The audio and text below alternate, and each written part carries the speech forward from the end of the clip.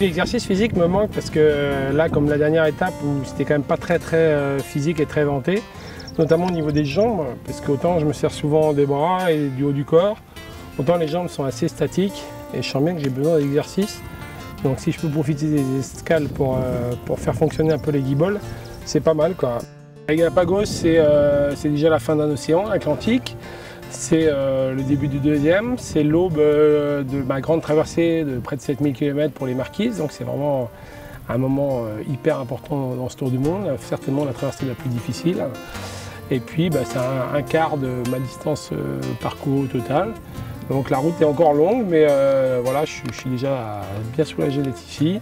Et puis le Pacifique, c'est un petit peu ce qui me tenait à cœur dans ce défi. Là, c'est le retour vraiment à la nature, au sauvage, à des civilisations un peu lointaines, et ça me fait bien plaisir. J'essaie de communiquer avec elle. Plus le défi en fait se déroule, et plus je me sens vraiment, je sens que c'est vraiment un défi qui me correspond complètement. C'est vrai que j'ai toujours adoré le kata, j'ai toujours adoré l'extrême, j'ai toujours adoré la découverte. Donc là, je réunis vraiment les trois dans ce défi et je m'y plais complètement. C'est vrai que je n'avais pas imaginé seul au départ, mais finalement, plus ça avance et plus je suis à l'aise. Donc voilà, puis j'ai la chance de faire des rencontres extraordinaires, donc je ne suis pas seul quand même pendant les étapes.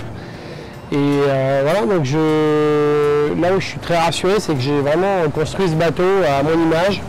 C'est vraiment le premier et seul bateau finalement que j'ai construit de A à Z, où j'ai suivi, que j'ai construit vraiment à mon image, avec mes envies, avec la fiabilité que j'attendais. Et du coup, un bateau qui ne me fait pas défaut, qui est super là, présent, super fiable, et il ne me fait pas de mauvaises surprises.